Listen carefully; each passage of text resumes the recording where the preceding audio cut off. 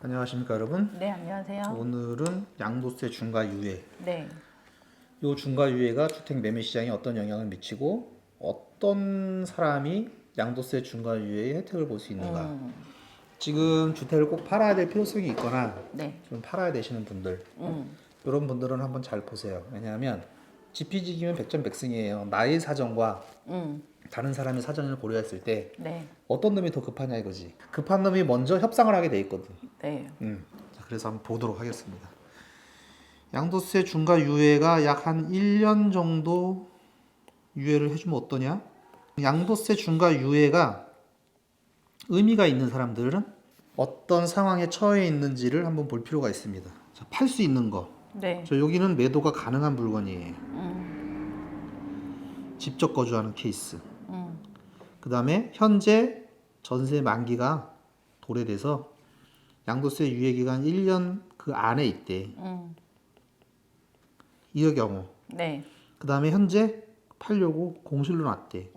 자, 요 경우에는 매도할 수 있어요. 네, 맞아요. 누구에게? 실거주자에게. 네. 지금은 투자자가 움직이지 않죠? 네.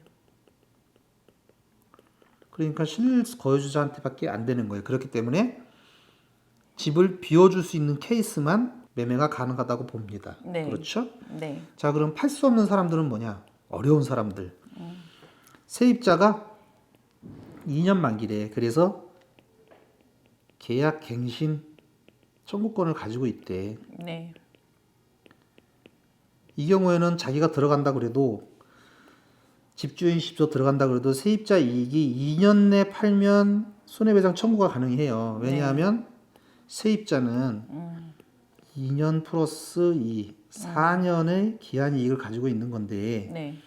내가 2년 살았는데 나가 그러면 집주인이 그 나머지 2년 이상 채운 다음에 매도를 해야지 손해배상 청구를 안 당해요. 네. 안 그러면 손해배상 청구를 당합니다. 자, 그러니까 이거는 만약에 양도세 유예 기간을 1년 준다. 네. 그러면 의미가 없는 거예요. 그쵸. 그렇죠? 그러면 이분도 현실적으로 팔 수는 있지만 손해배상 청구 소송을 해야 돼. 당해야 돼. 네. 손해배상 청구가 들어와요. 그리고 이거는 전입세대 열람이 가능합니다. 네. 누구? 이해 당사자만.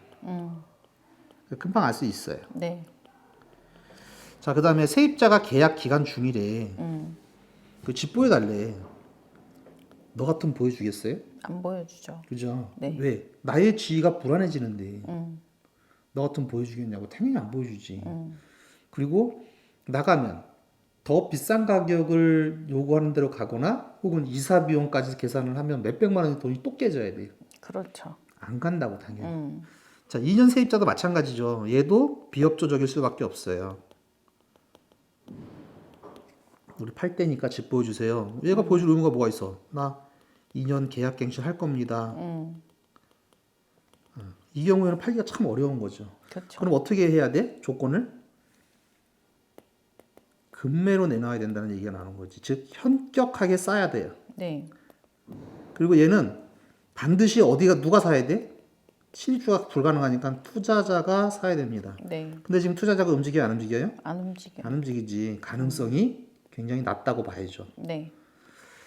자, 그래서 결국 양도세 중과 1년 유예는 요분들이 혜택을 볼 수 있는 거예요. 요분들.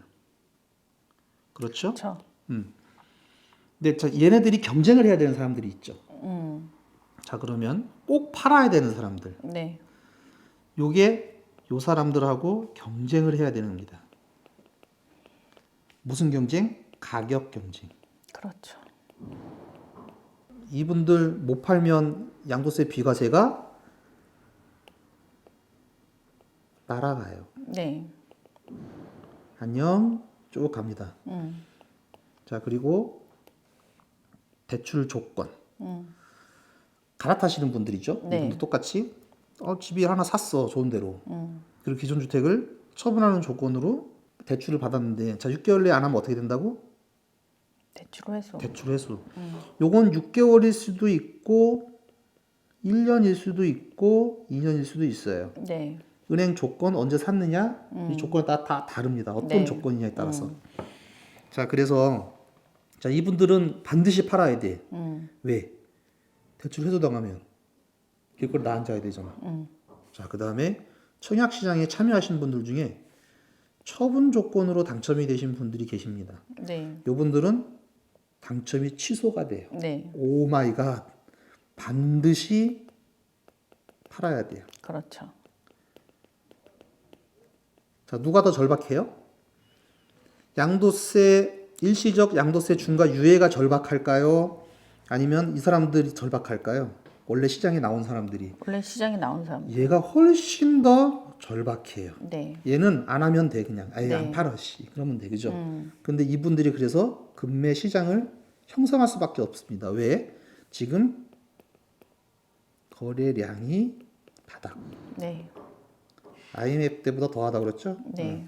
자, 그럼 얘하고 경쟁을 해야 되는데 쉬울까? 쉽지 않죠. 그렇죠. 근데 자, 네이버 부동산에는 음. 이거 다 나와요, 이렇게. 네이버 부동산에는 요거 다 나옵니다, 세 개가. 그렇죠. 그래서 무슨 문제가 생겨요? 물건 과다. 물건이 엄청 많아 보여.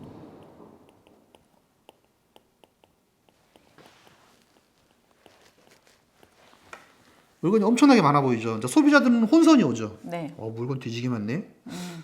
내가 사면 바보 되는 건가? 음. 그런 혼선이 올 수밖에 없어요. 또 우리나라는 전속 제약 제도가 아니죠. 그렇죠. 한 군데 50개 낼 수도 있어요. 실제로 지금 50개 내는 분 있습니다. 네. 20개씩 내는 분은 뭐 하도 많아갖고 셀 수도 없어. 그러니까 물건이 굉장히 많아 보이는 거죠. 네. 그러니까 또 다시 한번 생각이 들죠. 음. 내가 사면 바본가? 그런 생각이 들죠. 그런 생각이 들 수밖에 없어요.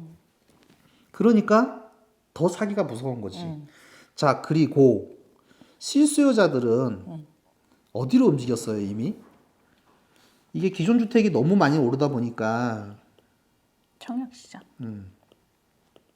기존 주택 상승이 너무 가팔라. 살 수 없어. 못 사. 그러니까 어디로 갔어요? 분양시장 쪽으로 갔단 말이에요. 네. 자, 근데 이제부터 분양하는 잔지들도 DSR 적용이 됩니다. 네. 청약시장 참여자가 감소할 수밖에 없어요. 왜? 대출이 안 돼요. 아무리 분상제라고 해도 분양가 상한제라고 해도 이제 막바지로 간 곳은 가격이 굉장히 많이 올랐단 말이에요. 네. 주변 시세보다 대신 싸지. 그러니까 실수요자들은 주변 시세보다 저렴한 시세 대비 저렴한 어디로 가요? 분양시장으로만 가는 거죠. 근데 이 분양시장도 참여자가 감소했대. 네. 그러면 이제 이 투자자들이 이 물량을 사줘갖고 다시 전월세 시장을 내놓고 지위도 승계하고 이것도 다 투자자들이 다 썼잖아요. 근데 투자자들이 이제 없어졌어. 안 움직여. 그러면 실수요자들만 남았는데 실수요자들은 기존 주택이 너무 상승하다 보니까 주변 시세 대비 저렴한 분양으로만 가. 그렇죠. 근데 그 분양시장도 이제 DSR 적용으로 청약시장 참여자가 작년보다 23% 정도 감소했대. 총체적인 문제죠. 네.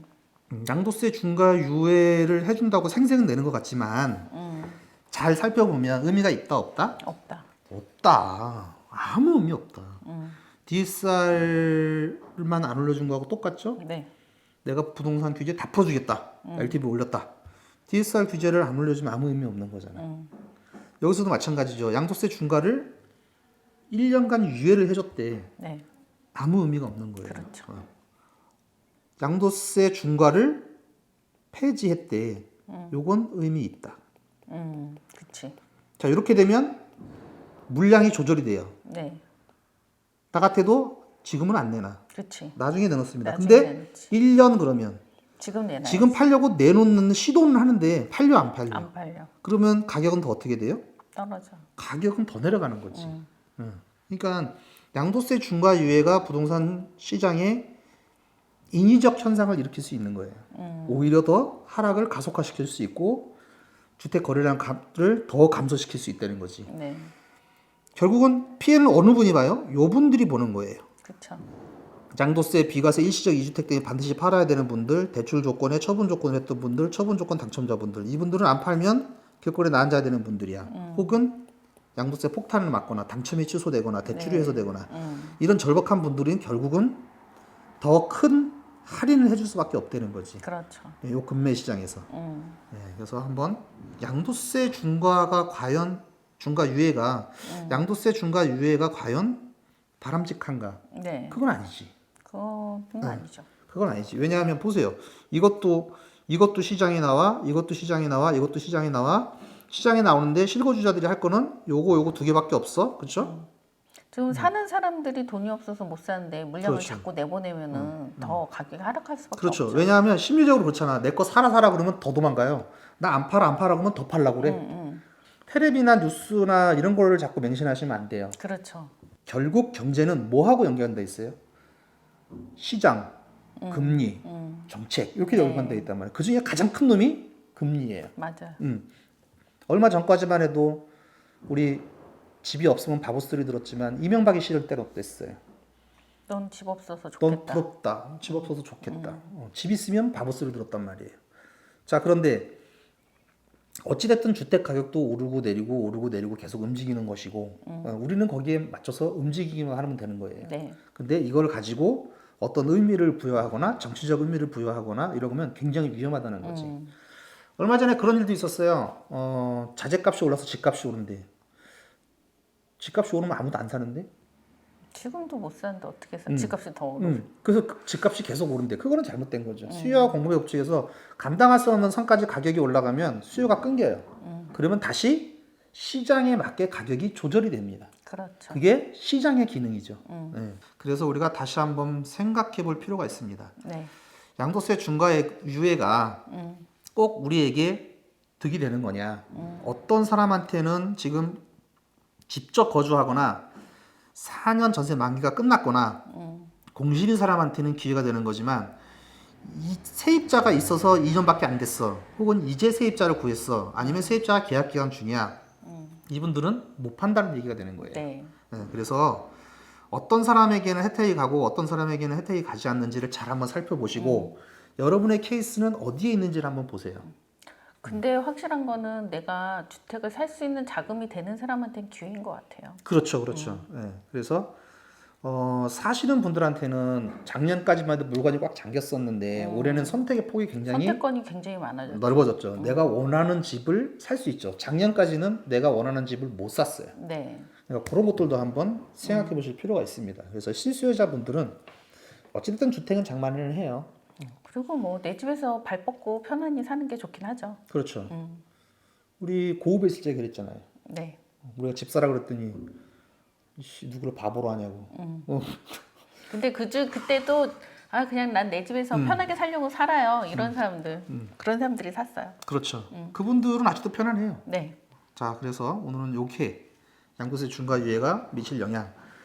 꼭 집을 팔아야 되는 이유가 있으신 분들이라면 내가 어느 정도 위치에 있는지 나보다 더 급하게 조절을 해줄 사람들이 누구인지를 일단 파악을 한번 해보시길 바랍니다. 그리고 어디에 가든지 주택 하나는 있어야 돼요. 네. 그래서 여러분들한테 맞는 주택, 그래서 여러분들의 삶을 편안하게 해줄 주택은 한번 여러분들이 선택해 보시기 바랍니다. 동네 아줌마, 그 다음에 여론 이런 거에 휘둘리지 말고 내 위치를 알고 내 상황에 맞게 가셔야 되는 게 맞는 것 같아요. 가끔씩 답답하신 분들이 양도세를 옆집 아줌마한테 물어보고 집 팔았다가 양도세 맞으시는 분들 있더라고요. 정말 많습니다. 또 근데 그 외로 또 도와줘가지고 또 절세하시는 분도 있어요. 그렇죠. 그래서 약은 약사에게, 진료는 의사에게, 양도세는 세무사에게. 맞아. 그 도와주시는 분이 그랬어. 그분이 직접 상담해주지 않고 너는 세무 상담을 받아야 된다. 그렇지. 그래서 가고 절세를 하신 분이 계셔요. 파는 노하우는 공인중개사에게. 그렇게 하시는 전문가를 분들. 소개시켜 그렇죠. 주시더라고요. 자, 네. 그러면 오늘은 여기까지 하고 다음 시간에 다시 뵙겠습니다. 네.